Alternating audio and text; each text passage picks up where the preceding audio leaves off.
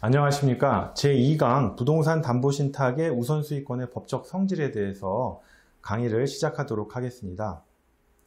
대상 판결은 대법원 2017년 6월 22일 선고된 2014다 22만 5,809 전원합의체 판결인데요. 해당 판결의 사실관계가 상당히 복잡할 뿐만 아니라 1심과 2심, 그 다음에 3심인 대법원의 판결이 모두 달랐습니다. 게다가 대법원 판결 또한 각 쟁점에 대해서 반대 의견이 있을 정도로 견해 대립이 치열했는데요. 그렇기 때문에 2강에서 강의하기에는 좀 내용이 많기 때문에 제가 2강, 3강 두 개 강의를 통해서 강의를 하도록 하겠습니다. 해당 판결이 나오고 나서요, 그 부동산 신탁회사의 실무 처리에 있어서 전원합의체 판결이 미치는 영향이 상당히 컸습니다. 왜냐하면 기존의 부동산 신탁회사의 신탁 실무는 이 전원합의체 판결과 정반대로였습니다. 그런데 이 전원합의체 판결이 나오고 나서부터 그럼 전원합의체 판결대로 하고 있느냐? 그것도 아닙니다. 왜냐하면 전원합의체 판결이 너무 생뚱맞게 나오다 보니까요. 지금은 이 전원합의체 판결이 나올 수 있는 그런 상황 자체를 안 만들려고 지금 하고 있습니다. 그러니까 애초에 이런 상황 자체로 가지 않겠다라는 취지로 업무를 하고 있는 거죠. 결국에는 이건 뭐였냐면 그 예전부터 부동산 신탁회사에서 신탁 업무를 할 때 항상 그 문제시 됐었고 이것이 어떻게 처리될 것인가라는 거에 대해서 항상 논의가 많았던 부분입니다. 즉 수익권, 즉 우선수익권인데요. 수익권이라고 하는 것은 신탁법상 독자적인 권리가 맞습니다. 그런데 신탁계약으로 인해서 자유롭게 설계가 가능하기 때문에 이 신탁법상의 수익권 또는 우선수익권을 어떠한 채권과 부종하게끔, 마치 근저당권에 있어서 피담보 채권과 근저당권의 관계같이 부종하게 만든다면 이거 어떻게 처리할 것인가? 물론 근저당권과 피담보 채권과의 관계처럼 업무 처리를 하면 됩니다. 근데 의도했건 의도하지 않았건 이 수익권과 부종하는 피담보 채권이 있다라고 하면은 이것이 서로 분리되는, 의도치 않게 분리되는 결과가 나타날 때 이 수익권의 처리를 어떻게 할 것이냐, 또는 이 수익권이 설정된 신탁 관계를 어떻게 정리할 것인가 라는 거에 대해서 고민이 많았습니다. 그래서 신탁 실무에서는 신탁계약에서 정한 바에 따라서 부종한다, 즉 신탁의 목적이나 신탁계약의 내용이 수익권이 피담보 채권에 부종한다라고 하면은 근저당권과 피담보 채권의 관계같이 업무 처리를 해왔던 겁니다. 그런데 대법원 전원합의체 판결은 그냥 해당 사건에서 부동산 담보신탁의 우선수익권은 별개의 독립된 권리다라고 선언을 해버린 겁니다.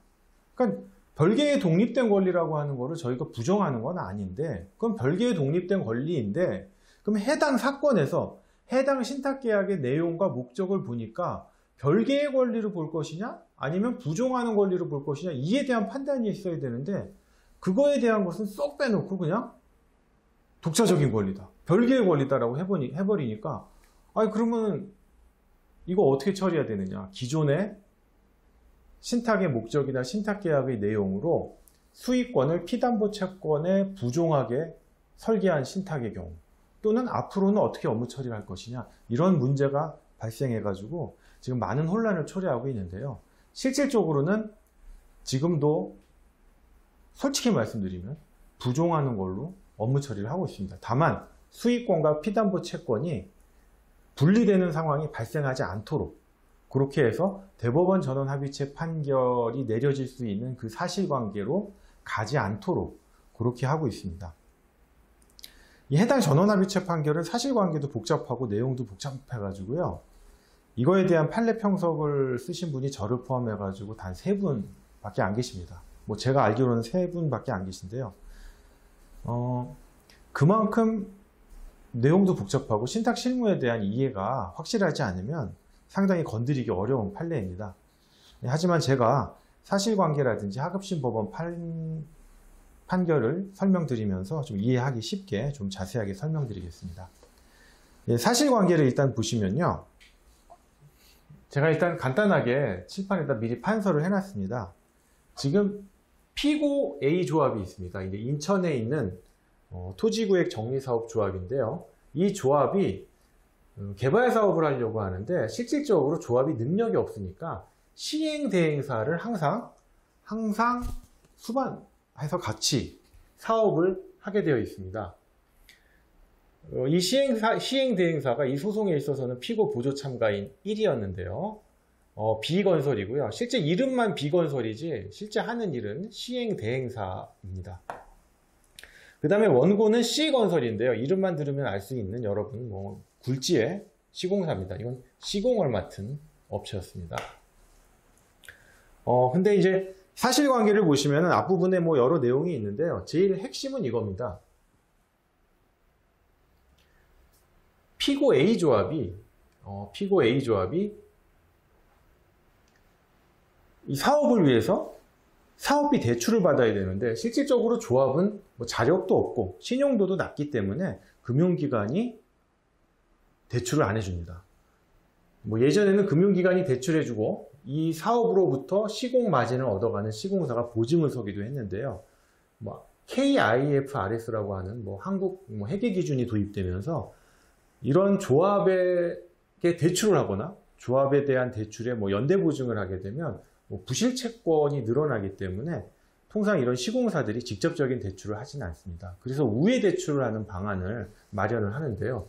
일단 참가인 B건설이 피고 A에게 대출을 해줍니다.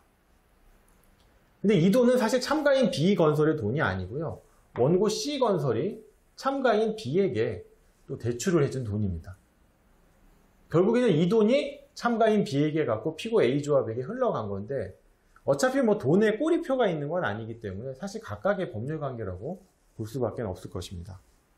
그러면 원고라든지 참가인 B건설이 그냥 돈을 빌려주진 않겠죠. 돈을 빌려주지는 않고 피고 A 조합이 갖고 있는 채비지를 담보로 내놔라 라고 하는데 근저당권을 설정하지는 않고요. 부동산 담보신탁계약을 체결합니다. 부동산 담보신탁계약이 근저당권과 유사한 상품인데요.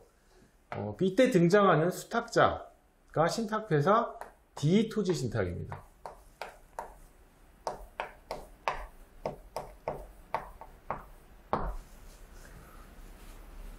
즉 채비지를 담보로 제공하고 대출을 받았는데요. 신탁계약의 내용은 이렇습니다. 당연히 이제 피고 A 조합이 위탁자 겸 수익자가 되겠죠.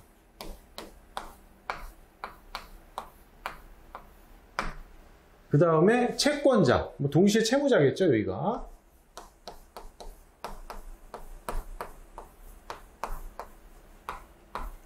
동시에 채권자인 참가인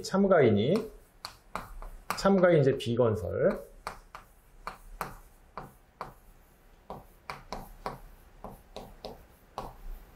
우선 수익자가 됩니다.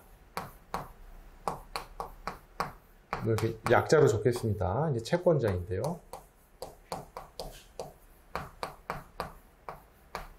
그럼 원고 C건설도 그냥 돈을 빌려주지는 않을 거고요. 담보가 필요했을 겁니다. 그래서 원고 C건설은 이 우선 수익권에 대해서 질권을 잡는 질권자가 됩니다.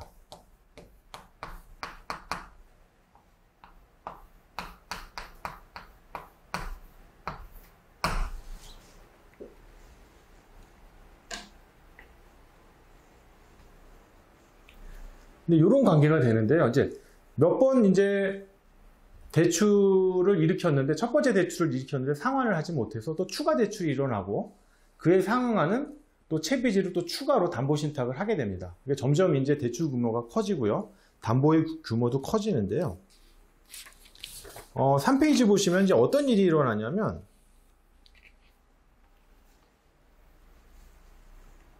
이 원고 C가 이 신탁계약에 따른 우선수익권에 대해서는 질권을 잡았는데 요 채권에 대해서는 질권을 안 잡은 겁니다. 요거를 좀 어떻게 보면 원고 C건설이 간과했어요. 이게 제가 다녔던 회사에서 이제 문제가 됐던 사건인데 한 20년 정도 된 오래된 사건입니다. 이제 이게 드디어 문제가 돼서 대법원 전원합의체 판결까지 나온 건데요. 조금 이제 깔끔하게 나왔으면 좋았을 텐데 너무 이렇게 생뚱맞게 오히려 더 혼란을 부추기게끔 나와가지고 좀 아쉬움이 많이 남습니다. 근데 결국 질권을 안 잡다 보니까 이 참가인 B건설의 채권자가 있었어요. 채권자. 이 사람이 또 피고 보조 참가인 E입니다. E고요. 이 사람이 채권자 이제 소외 E라고 이제 제가 썼는데 이 사람이 또 개인이에요. 개인. 무슨 법인도 아니고. 이 사람이 참가인 B건설을 상대로 B건설을 상대로 채권이 있고 이거에 대해 가지고 지급 명령을 합니다. 지급 명령을 한 다음에 참가인 B건설이 이의 제기를 하지 않으니까 이제 집행 권한을 받았을 거 아니에요. 집행 권한을 받았으니까 요 채권을 채권 압류 및 전부 명령을 합니다. 근데 전부 명령이 뭔가요? 추심 명령하고 달리 법률의 규정에 의한 채권 양도지 않습니까? 그러다 보니까 이 채권이 이 사람하고 직접적인 채권 관계로 넘어간 거예요. 그러니까 이 우선수익권, 질권의 목적물인 우선수익권과 이 우선수익권에 부정하는 건 뭡니까? 요 채권이죠. 참가인과 피고 A조합 사이 채권이죠. 요 채권이 채권자 E, 요 채권으로 넘어가 버린 거예요. 즉 우선수익권과 그 우선수익권의 원인채권이라고 할 수 있는, 저는 통상 이제 원인채권이라고 하는데 근저당권에서는 피담보채권인데 여기서는 뭐 원인채권이라고 합니다. 신탁관계에서는 제가 원인채권이라고 합니다. 요 원인채권이 엉뚱하게 딴 사람한테 가면서 분리가 돼버린 거예요. 이런 현상에 있어서 이 우선수익권을 어떻게 처리할 것이냐가 이 사건의 쟁점이었어요. 이 사건의 쟁점. 그런데 더 나아가서 문제는 뭐였냐면, 제가 이제 앞에 2페이지 보시면 대법원 전원합의체 판결 말고 대법원 2017년 9월 21일 선고된 2015다 52,589 판결, 이 판결도 이 동일한 사업의 동일한 사실관계에 기한 판결입니다. 이 판결도 같이 읽어주셔야 사실관계를 더 정확하게 알 수 있으세요. 동전의 양면과 같은 판결인데, 이건 뭐냐면 이 피고 A가 상당히 이제 건방진 생각을 한 거예요. 어떻게 보면 어떤 생각을 했냐면, 채권이, 원인 채권이 일로 넘어갔고 전부 명령에 의해서, 그렇다면 이 우선수익권은 소멸한 거고, 우선수익권이 소멸하니까 그걸 목적으로 한 질권도 소멸한 거니까 이 신탁의 목적은 끝난 거야. 신탁은 종료됐어. 그러니까 어차피 이 맡긴 채비지는 다시 나한테 귀속 권리자로서 오고, 그렇기 때문에 이 D 토지 신탁에게 신탁된 채비지를 F 농업 협동조합,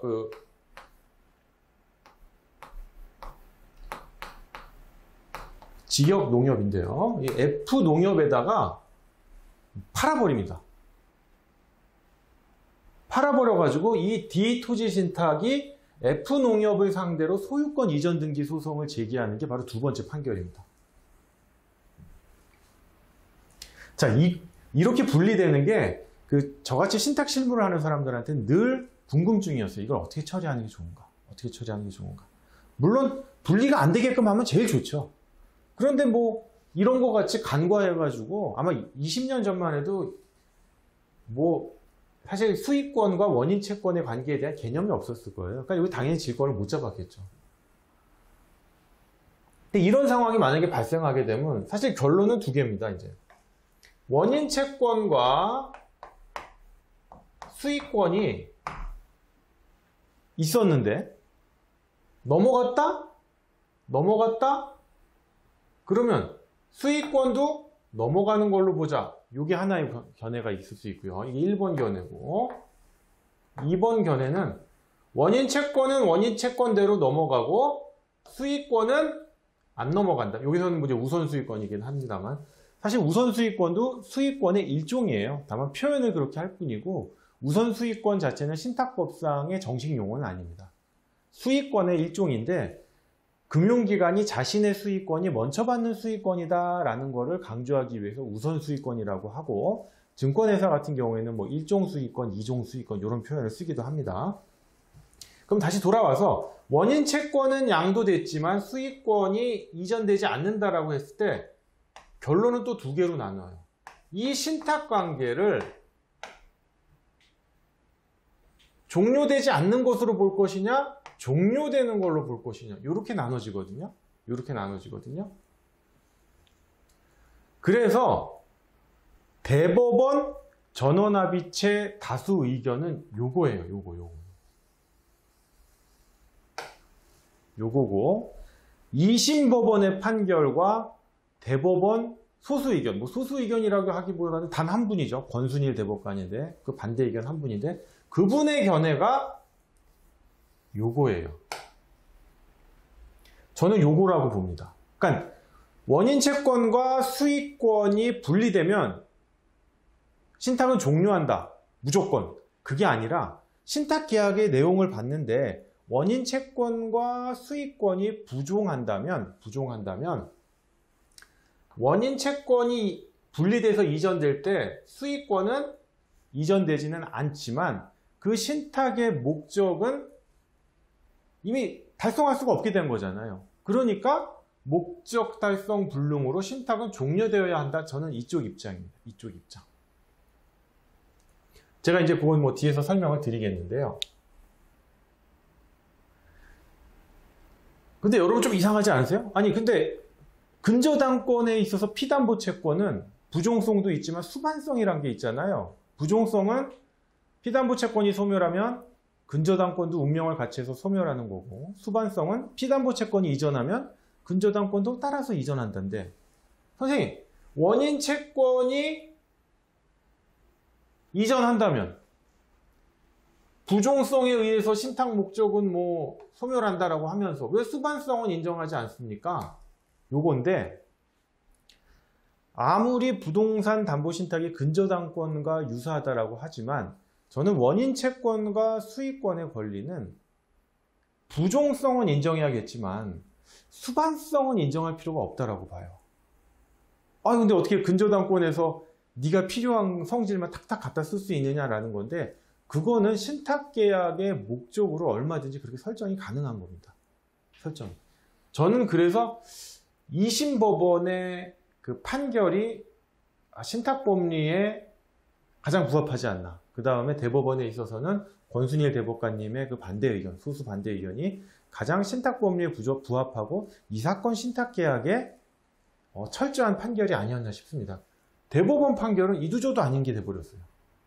오히려 대법원 판결에 의하면 이제 원고 승소인데, 원고의 손을 들어주려면 신탁의 논리로 설명하기에는 상당히 어려워요. 상당히 어렵고, 오히려 그 불가분 채권, 오히려 1심 법원과 같이 불가분 채권으로 보는 게 제일 깔끔하지 않았나. 1심 법원이 신탁의 법리를 몰랐다기보다는 신탁의 법리로 가면 이게 복잡해지고 해결이 안 되는 거예요. 원고 손을 들어줄 수가 없어요. 그렇기 때문에 이러한 판결을 하지 않았나라고 싶습니다. 그러면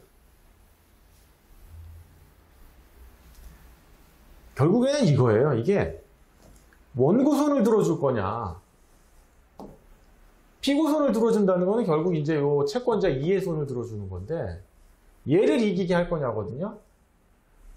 근데 사실관계를 보면 요게 개인이고 채권 관계가 있긴 한데 너무 거액이고 지급 명령으로 간단하게 승소하고, 이런 과정들이 이게 진짜 진성채권이야 라는 의심이 있었던 것 같아요.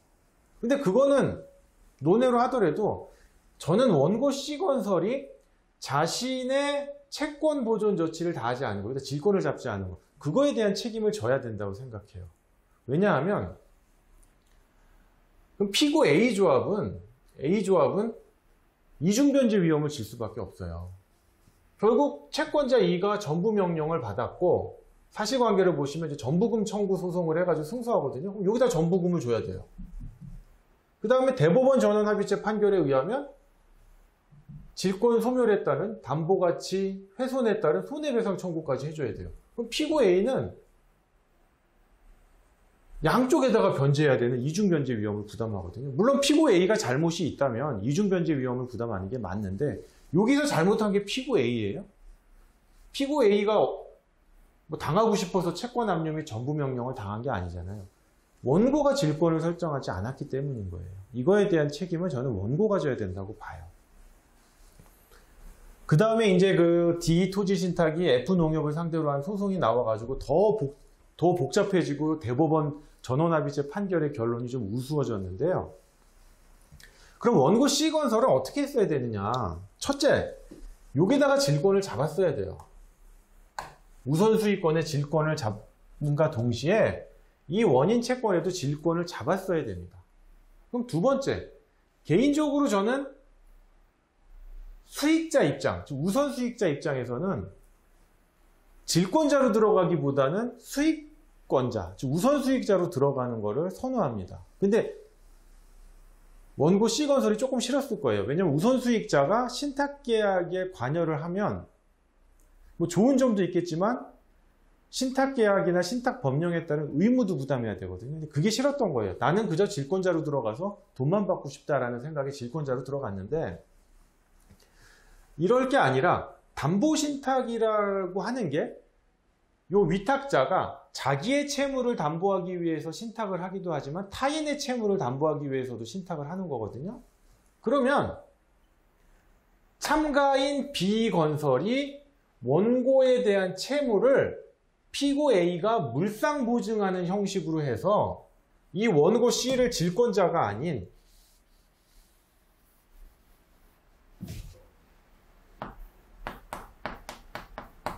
우선수익자로 들어오게 하면 됩니다. 다만 그 순위를 본인이 먼저 받고 싶잖아요. 그러니까 얘를 1순위 우선수익자로 하고 참가인 B건설이 피고 A조합에 대한 채권, 이 채권에 대한 담보는 2순위 우선수익자로 설정해 주는 거예요. 요거는 물상보증 형식이겠죠. 타인의 채무를 담보하는. 이런 식으로 들어오면 요 채권의 채권 압류 및 전부 명령이 들어온다 하더라도 방어가 되죠. 왜냐하면 이 채권에 대한, 이 원인 채권은 이거고 그거에 대한 담보는 이 우선수익권이니까 요 채권이 압류되든 전부 명령이 되든 이거는 그래가지고 뭐 우선수익권이 소멸한다 하더라도 이거는 얘만 문제가 되는 거잖아요. 얘만. 자기 건 아무 문제가 안 되잖아요. 그래서 우선수익자로 들어오는 게 제일 낫지 않았나 싶습니다. 자, 그래가지고 이제 4페이지 원고의 청구 및 판결의 결론을 보시면요. 1심 법원은 그 원고가 승소를 해요.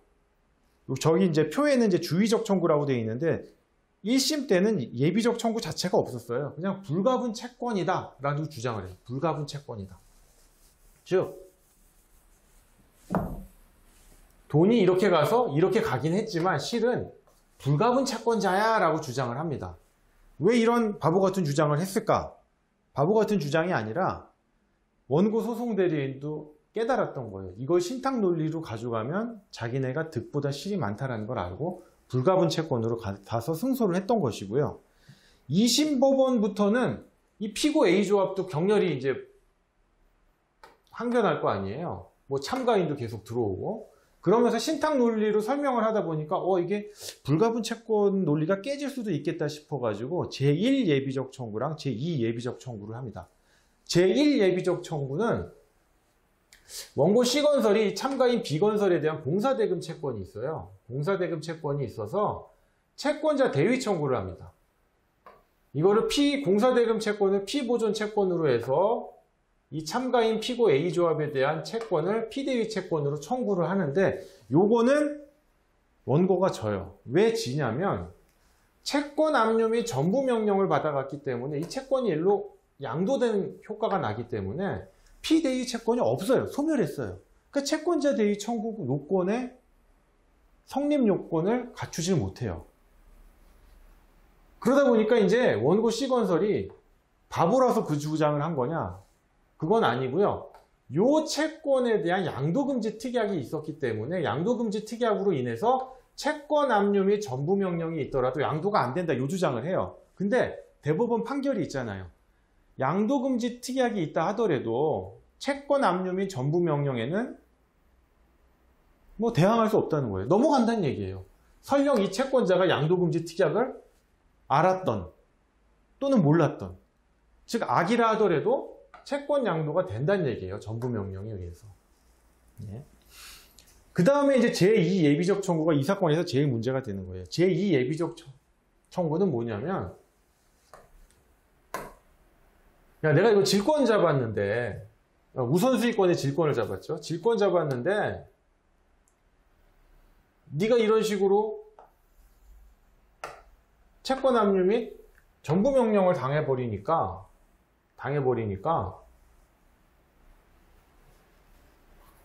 이 신탁관계가 소멸이 되잖아요. 즉 소멸의 원인은 이거겠죠. 우선수익권이 소멸하니까 그것을 목적으로 한 질권도 당연히 소멸되는 거잖아요. 그러니까 이 질권 소멸에 대한 책임을 져라 라고 해가지고 손해배상 청구를 해요. 물론 거기에 추가적으로 뭐 조합원의 징수청산금 채권도 같이 손해배상 청구를 하는데, 그거는 뭐 이 사건의 쟁점도 아니고요. 2심 법원에서도 깨지고 3심 법원에서도 깨져요. 그러니까 실은 질권 소멸에 따른 손해배상 청구가 제2 예비적 청구의 핵심입니다. 그래서 이제 질권 소멸에 따른 손해배상 청구를 하는데 2심 법원이 그 예비적 청구도 기각을 해요.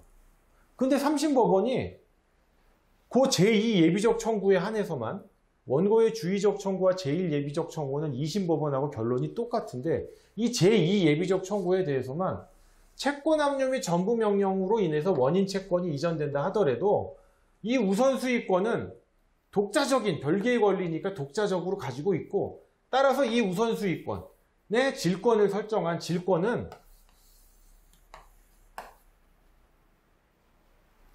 여전히 유효하다. 그런데 이때 대출이 일어날 때 원고 C건설과 참가인 B, 그다음 피고 A조합이 뭐 약정서라든지 각종 합의서를 체결하거든요. 그거에 따른 위반으로 인한 책임을 져라 라고 해서 손해배상 청구를 인정하고 파기환송을 시킵니다. 그리고 그 파기환송심이 서울고등법원에서 아직까지도 진행 중이에요. 근데 저는 궁금한 게 이 손해배상 액수를 어떻게 산정할 것인가? 이게 제일 궁금해요. 그 다음에 그 뒤이어 나온 판결에서 D 토지 신탁이 이게 신탁 등기를 하지 못해요. 왜냐하면 채비지였기 때문에 채비지 대장에만 기재가 돼 있었어요. 그런데 이제 피고 A가 이 신탁이 소멸한다는 전제하에 F농협으로 채비지 대장의 양수인 명의를 변경해 버려요. 그러니까 D 토지 신탁이 채비지 내놔, 나의 신탁은 종료된 게 아니야 라고 해서 소유권 이전 등기 소송을 해가지고 1심 이기고 2심 이기고 3심까지 이겨요. 한 2개월 뒤에. 그러다 보니까 우선수익권은 여전히 살아있고 그것의 목적이 되는 질권도 살아있는 게 되잖아요. 어쨌든. 그러면 질권 살아있는데 그 손해가 있다고 볼 수 있을까? 그래서 제가 이 서울고등법원 판결이 참 기대가 됩니다. 어떻게 나올지. 저는 이 모든 거를 해결하는 방법은 결국 이 신탁을 소멸시키는 게 맞지 않나. 다만 이 피고의 이 행위는 뭐 D토지 신탁과의 관계에서 뭐 손해배상의 문제로 정리될 부분이 아닌가. F농협에게는 그 토지 소유권, 채비지에 대한 소유권을 인정해주고 그렇게 갔어야 되지 더 이게 논리가 맞지 않나 싶은데. 예, 그리고 제가 4페이지에 뭐 부동산 담보 신탁에 관해서 좀 기본적인 내용을 설명해 놨는데요. 이게 제가 쓴 논문에 쓴 내용이기 때문에 한번 읽어보시면은 많은 도움이 되실 겁니다. 그래서 일단 2강 강의는 여기까지 마치고요. 이제 3강에서 각 하급심 법원의 판결 및 대법원 판결에 대해서 구체적인 설명을 드리도록 하겠습니다. 감사합니다.